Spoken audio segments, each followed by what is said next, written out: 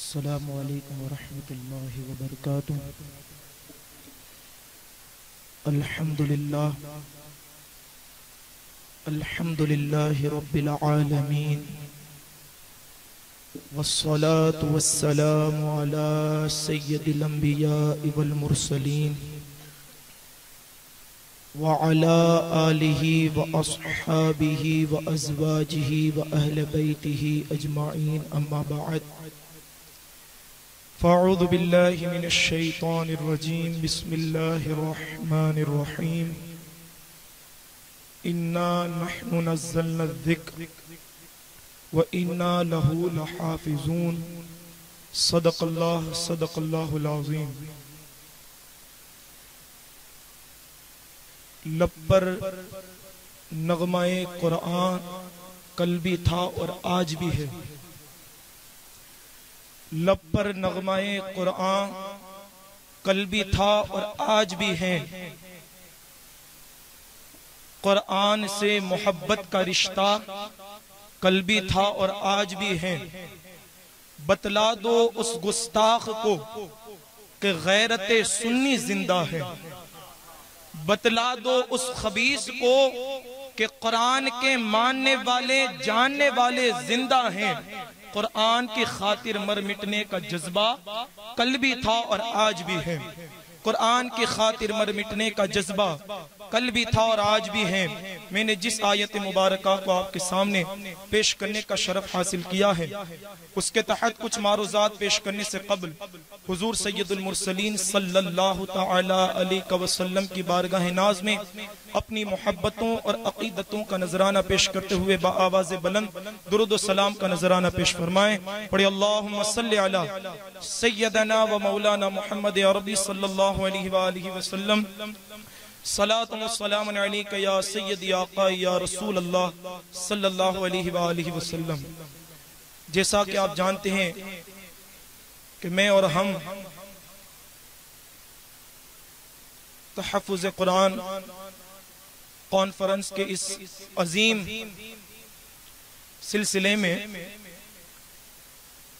حاضری کی سعادتیں حاصل کر رہے ہیں۔ اللہ مجدہ الکریم کی بارگاہ میں دعا گو ہوں کہ اللہ رب العزت ہمارے یہاں شرکت کرنا، آپ کا سننا، ہمارا بیان کرنا، سب کا سب اپنی بارگاہ میں قبول فرمائے۔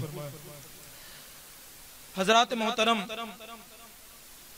اب بخوبی جانتے ہیں کہ اس محفل پاک کو سجانے کا مقصد یہی ہے کہ ہندوستان کی زمین میں ایک اہل تشیع سے تعلق رکھنے والے شخص جس کا نام وسیم رضوی ہے، اس نے اپنی ناپاک زبان سے یا اپنے ناپاک ہاتھ سے ایک خط تحریر فرمایا اور گورنمنٹ کو یہ دیا کہ قرآن شریف کے اندر جو یہ 26 آیتیں ہیں جو جہاد کے حوالے سے ہیں اس کو نکال دیا جائے، کیونکہ وہ جو ہیں قومواد کو پروموٹ کرتی ہے، اور ہندوستان جیسے اس عظیم ملک کے اندر جس کے اندر امن و محبت اور کی بات کی جاتی ہیں، اس گلشن کو بکھیرنے کا وہ آیتیں کام کر رہی ہیں۔ معاذ اللہ رب العالمین، یہ اس کی ذہنیت ہے، یعنی یہ ایک ہندو مسلم اور ہر مذہب کو ماننے والی کی محبت کا نام لے کر قرآن پر حملہ کر رہا ہے، یعنی وہ تحریف قرآن کا عقیدہ رکھ رہا ہے۔ میں آپ کو کہوں کہ یہ صرف ایک وسیم رضوی نہیں ہے کہ جو تحریف قرآن کا قائل ہے، یہ وسیم رضوی تو ایک نمونہ ہے، اس کے پیچھے ایک بڑی جماعت ہے جس کو اہل تشیع کہا جاتا ہے۔ آپ ان کے ملاؤں کی کتابیں آپ پڑھیں، ملا باقر مجلسی کی آپ کتاب پڑھیں، اس کے علاوہ دیگر کتب کا مطالعہ کریں، وہ لوگ سرے سے تحریف قرآن کا عقیدہ رکھنے والے ہیں۔ یہ تو ایک ڈالی ہے درخت کی کہ جو آپ کے سامنے پیش آ گئی، اور آج اہل تشیع یہ بات کرتے ہیں کہ ہمارا اس سے کوئی تعلق نہیں۔ جب تمہارا جرم لوگوں کے سامنے آ گیا پھر تم یہ بات کرتے ہو کہ ہمارا اس سے کوئی تعلق نہیں۔ ہم اہل سنت والجماعت پہلے سے ہی جانتے ہیں کہ تم تحریف قرآن کے قائل ہو، اور جب تمہارا جرم لوگوں کے درمیان نظروں کے سامنے آیا تو تم یہ کہہ رہے ہو تو ہم اس سے کوئی تعلق نہیں رکھتے، یہ خارج ہے ہمارے اس میں سے. کوئی خارج نہیں ہے، تمہارا بھی یہ عقیدہ ہے اور تمہارے اس ملے کا بھی یہ عقیدہ ہے. اور ہم اہل سنت والجماعت کا یہ وجدان اور عقیدہ ہے. انشاءاللہ مولا تعالیٰ ڈنکے کی چوٹ پر کہتے ہیں تم تو آیتوں کی بات کرتے ہو کہ ہم تو قرآن کے اندر ایک زبر کا بھی گھٹاؤ کو برداشت نہیں کر سکیں گے، گردنوں کو کٹا دیں گے، لیکن تحریف قرآن کے حوالے سے کبھی بھی بات نہیں کریں گے، کبھی بھی صلح نہیں کریں گے. ہم اس اسٹیج پر کبھی جمع نہیں ہوں گے اور کہیں گے کہ ہماری یہ صوفیت کا نظام ہے کہ اسی اسٹیج پر سنی بھی بیٹھیں گے، تشیع بھی بیٹھیں گے. ان سنیوں سے میں اس ڈنکے کی چوٹ پر کہوں گا اور ماں کی صحبت میں رہ کر استاد گرامی کی موجودگی میں ایسے سنی کبھی نہیں ہو سکتے کہ جو تحریف قرآن کا عقیدہ رکھے اور تم ان کی باہوں میں اپنے باہوں کو ملا رہے ہو، تم ان کے ہاتھوں میں ہاتھ دے رہے ہو. یہ صوفیت نہیں بلکہ سنیت سے غداری ہے، سنیت سے غداری ہے. تم کو تو یہ ہونا چاہیے تھا کہ یہ علماء نے اپنی آواز بلند کی، صوفیت کا نام لینے والا اب تم کہاں چلے گئے؟ ایک اسٹیج پر شیعوں کو جمع کرنے والا اب تم کہاں چلے گئے؟ کہاں جا رہے ہو؟ افسوس کا مقام ہے، افسوس کا مقام ہے. اور سب سے پہلے تو میں ان گستاخوں کو کیا کہوں، سب سے پہلے تو قرآن کے حوالے سے یہ بات سن کر سنیوں تمہارے دل جل جانے چاہیے. یہ غفلت کی نشانی ہمارے لیے ہے کہ آج قرآن پر لوگ حملہ کر رہے ہیں لیکن سنیت کو کوئی فکر نہیں. میں غور کر رہا تھا استاد گرامی کہ آج ہماری غفلت کا مقام کیا ہے. سنیں کہ وسیم رضوی کہ جس نے گستاخی قرآن کی، ٹھیک، اب مجھے بتائیے اس نے کیا کہا کہ اس 26 آیتوں کو، اس کا مطلب یہ کہ وہ قرآن کو پڑھتا ہے، قرآن کو سمجھتا ہے، تبھی تو اسے پتا ہے کہ 26 آیتیں قرآن میں جہاد کے حوالے سے ہیں. اگر میں اس محفل میں پوچھوں کہ ذرا بتاؤ کہ نماز کے حوالے سے قرآن میں کتنی آیتیں ہیں، آپ میں سے کتنے لوگ جواب دیں گے؟ جہاد کے حوالے سے کتنی آیتیں ہیں، آپ میں سے کون جواب دیں گے؟ ہم نے تو یہ چاہیے تھا کہ صبح کے وقت اپنے بچوں کے ہاتھوں میں T V screen T V mobile دینے کے بجائے اپنی بچوں کے نگاہوں کے سامنے ٹی وی اسکرین رکھنے کے سامنے کاش ان کی نگاہوں کے سامنے ہم قرآن کی تفسیروں کو رکھتے، کاش ان کی نگاہوں کے سامنے ہم قرآن کو رکھتے. تو آج ہمارا بچہ یہ کہتا ہوا نظر آتا ہے، او وسیم رضوی ظالم تو کیا کہہ رہا ہے، ہم نے اپنے اسلاف کی زندگی کو پڑھا ہے، تو کہتا ہے کہ قرآن کو مٹائیں گے. ارے ہم نے ہمارے بابا حسین کی زندگی کو پڑھا ہے، انہوں نے گردن کو دے دی لیکن قرآن پر آ جائے کبھی انہوں نے ایسا برداشت نہیں کیا ہے. کہاں جا رہے ہیں آپ، کہاں جا رہے ہیں؟ بائیکاٹ کریں، بائیکاٹ کریں، لیکن آج ہمارے بائیکاٹ کرنے کا نظریہ کیا ہے؟ نظریہ کیا ہوتا ہے؟ سوشل میڈیا کا زمانہ ہے، لوگ اس کی تصویر پر لال نشان لگا دیتے ہیں، کچھ لوگ جھوٹے لگا دیتے ہیں، کچھ لوگ کتے کی شکل کو اس کے چہرے پر لگا دیتے ہیں، کچھ لوگ سور کی نشانی کو اس کے چہرے پر لگا دیتے ہیں. سنیو یہ بائیکاٹ نہیں ہے، یہ بائیکاٹ نہیں جو تم بائیکاٹ سمجھ رہے ہو، یہ تو دھوکہ ہے، دھوکہ قرآن سے.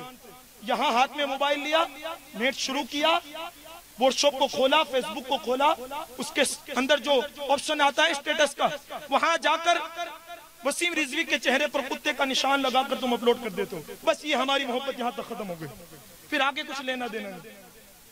یہ محبت نہیں ہے قرآن سے، یہ وسیم رضوی کا بائیکاٹ نہیں ہے. اب میں تمہیں بتاؤں کہ وسیم رضوی کا بائیکاٹ کیا ہے، کہ جب تمہارے کانوں تک یہ صدا پہنچی کہ اس خبیث نے قرآن کے گستاخی کی، تو آج ہر سنی کو یہ چاہیے کہ ہم اپنے مدرسوں کو آباد کریں، اپنے مدرسوں کو آباد کریں، اپنے دارالعلوم کو آباد کریں. جو ہمارے بچے ابھی تک مدرسوں کی دہلیز تک نہیں پہنچے ان کو ہم مدرسوں تک پہنچائیں. یہ بائیکاٹ ہے دراصل. اپنی مسجدوں کے اندر ہم قرآن کی تعلیم کو عام کریں. یہ بائیکاٹ ہے کہ جب تمہارا بچہ جانے گا کہ ہمارا یہ عقیدہ ہے اِنَّا نَحْنُ نَزَّلْنَا الذِّكْرِ وَإِنَّا لَهُ لَحَافِظُونَ، کہ قرآن کو ہم نے نازل فرمایا ہے اور ہم اس کی حفاظت فرمانے والے ہیں. یہ قرآن، یہ اللہ کا واضح حکم ہے. میں یہ سوچ رہا تھا کہ جب یہ ویڈیو وائرل ہوئی، لوگوں نے دیکھی، لوگوں نے باتیں کی، تب میں ذہن میں سوچ رہا تھا کہ بھائی فرانس کے اندر قرآن کو جلایا گیا، اس خبیث نے گستاخی کی. حالانکہ اللہ تو یہ فرماتا ہے انا نحن نزلنا الذکر وانا لہ لحافظون، کہ ہم نے ہی قرآن کو نازل فرمایا اور ہم اس کی حفاظت فرمانے والے ہیں۔ تو پھر یہ سب کیوں ہو رہا ہے؟ یہ قابل غور بات ہے، یہ سوچنے کا مقام ہے کہ جب اللہ حفاظت کرنے والا ہے تو معاذ اللہ رب العالمین کہیں قرآن کو جلایا جا رہا ہے، کہیں گٹروں میں معاذ اللہ پھینکا جا رہا ہے، کہیں گستاخی کی جا رہی ہے، کہیں آیتوں کو نشانہ بیان جا رہا ہے۔ یہ کیوں ہو رہا ہے؟ یہ کیوں ہو رہا ہے؟ حالانکہ اللہ حفاظت فرمانے والا ہے۔ بے شک اللہ ہی قرآن کی حفاظت کرنے والا ہے۔ جیسا 1400 سال پہلے حضور پر جیسا نازل ہوا تھا قیامت تک ایسا ہی رہے گا، نہ اس میں زبر میں کمی آ سکتی ہے، نہ اس کے ذہن میں کمی آ سکتی ہے، نہ اس کے نقطوں میں کمی آ سکتی ہے۔ لیکن جو یہ ہو رہا ہے اے مسلمانوں، یہ تمہارے لیے آزمائش ہے، یہ تمہارے لیے آزمائش ہے دنیا کے اندر، کہ ذرا دیکھا تو جائے کہ جو قوم قرآن کو ماننے والی ہے ان کے دل قرآن کی گستاخی سے کیسے جلتے ہیں، کیسے جلتے ہیں۔ اور اگر آپ نے ابھی آواز نہ اٹھائی اور قرآن کی گستاخی پر صرف خاموش رہے، چپ رہے، میں ان علماء کرام کو دعوت سخن دیتا ہوں، ان کو داد دیتا ہوں کہ انہوں نے اس کانفرنس کو منعقد کیا، اور انشاءاللہ ہم یہ عزم رکھتے ہیں کہ جب بھی کبھی کسی کی گستاخی کی جائے گی، ہمارے اسلاف میں سے ہماری کتابوں کی گستاخی کی جائے گی، تو انشاءاللہ مولا تعالیٰ یہی وجدان رکھتے ہیں کہ انشاءاللہ ہمارے اونا کے اندر کانفرنسوں کو سجائی جائے گی، ان کو ببانگے گوہل ان کا رد کیا جائے گا۔ اب لیکن مقام یہ ہے، کیا کہنا ہے کہ یہ آزمائش ہے ہمارے لیے، جو یہ قرآن جلائے جا رہے ہیں، قرآنوں کی گستاخی کی جا رہی ہے، یہ آزمائش ہے۔ کیوں آزمائش ہے؟ کہ ذرا دیکھا جائے کہ سنیوں کے دل جلتے ہیں یا نہیں جلتے، یہ دیکھا جائے۔ اور آپ خوب دیکھیں کہ اونا اتنا بڑا ہے، ہم نے کانفرنس کو منعقد کیا، جتنے آئے اللہ رب العزت ان کو بے پناہ برکتیں نصیب فرمائے۔ ہم اس محفل سے غور کریں کہ ہمارے دلوں میں قرآن کی محبت کتنی ہے، اس محفل سے غور کریں آپ، قرآن کی محبت کتنی ہے ہمارے۔ لوگ کہتے ہیں امام صاحب ہم تو اپنے طاقوں کے اندر قرآن کو سجا رہے ہیں۔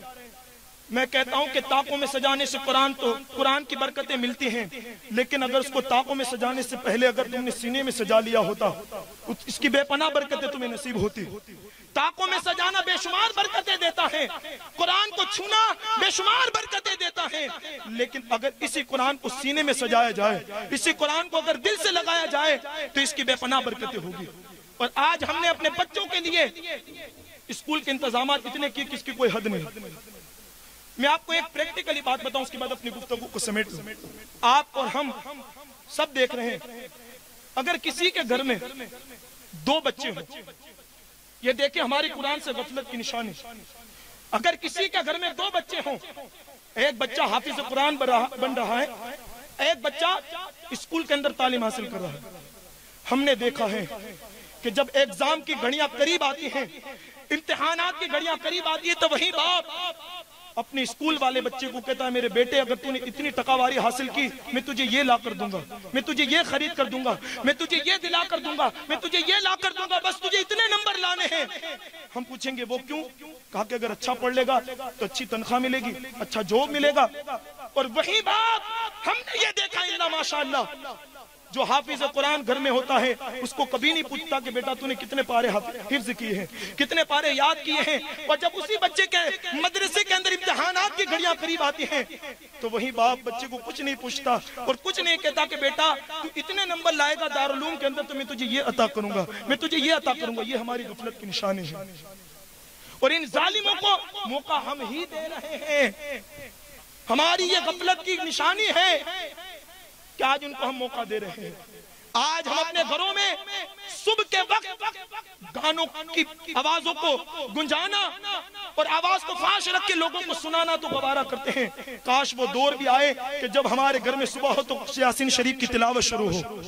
کاش وہ وقت آئے کہ شام کے وقت ہمارے گھروں سے ڈراموں کی آواز آتی ہے۔ کاش وہ وقت آئے کہ ہم جب بسترے پہ جانے لگے اس سے پہلے ہمارے گھروں سے سورہ ملک کی صدائیں آئیں۔ اگر یہ دور آیا تو پھر یاد رکھیں جو انقلاب فاروق اعظم نے جو انقلاب فاروق اعظم نے اپنے زمانے میں قائم کیا تھا کہ آپ 23 مربع میل دنیا پر آپ نے حکومت فرمائی، آدھی دنیا پر حکومت فرمائی. حضرت فاروق اعظم کو اس راہ کا مسافر کس نے بنایا؟ اس راہ کا مسافر قرآن نے بنایا. تلوار لے کر نکلے تھے، بہن کے گھر پر پہنچے، ہاتھ میں سورہ طٰہٰ کی آیتوں کو لیا. کیا پڑھ رہے تھے؟ منہ سے قرآن کی تلاوت جاری تھی. اللہ نے ان کے دل کو صاف فرما دیا. جب وہ حضور کی غلامی اختیار کر لیتے ہیں، پھر زمانے نے دیکھا جیسا عدل فاروق اعظم نے دنیا میں قائم کیا ایسا کوئی کر نہیں سکتا. جیسی حکومت فاروق اعظم نے فرمائی ایسا کوئی کر نہیں سکتا. یہ کس کا صدقہ ہے؟ قرآن کا صدقہ ہے. اگر آج بھی ہم اپنے گھروں کے اندر قرآن کی تعلیم کو پروموٹ کریں گے، قرآن کی تعلیم دیں گے اپنے بچوں کو، اپنے گھروں میں قرآن کی تعلیم کو سجائیں گے تو انشاءاللہ انقلاب آ سکتا ہے. اور ان گستاخوں کے لیے یہ بات بھی ہو جائے گی کہ وہ کہیں گے کہ ہم گستاخی کیسے کر سکتے، ذرا دیکھو تو صحیح سنی اپنے گھروں میں قرآن کی کیسی تلاوت کرتے ہیں. ایسا وہ وقت بھی آنا چاہیے کہ جمعہ کے دن لوگ جس طرح نماز کے لیے جمع ہوتے ہیں، کاش وہ وقت بھی آئے کہ اپنی مسجدوں میں قرآن کی تلاوت کے لیے لوگ ایسے جمع ہوں. اللہ رب العزت کی بارگاہ میں دعا کرتے ہیں اللہ رب العزت جو کچھ کہا گیا اس پہ سب سے پہلے مجھے عمل کی توفیق عطا فرمائے، اور آپ احباب کو سن کر اس پر عمل کی توفیق عطا فرمائے. اللہ رب العزت ہمیں قرآن کریم کی کثرت کے ساتھ تلاوت کی توفیق عطا فرمائے، اسے سیکھنے کی توفیق عطا فرمائے، اسے عام کرنے کی توفیق عطا فرمائے. اور اللہ رب العزت ایسے گستاخان قرآن کو نیست و نابود فرمائے، اور اہل سنت والجماعت کے بچوں کے دلوں کے اندر قرآن کی محبت پیدا فرمائے. وما علینا الا البلاغ. السلام علیکم.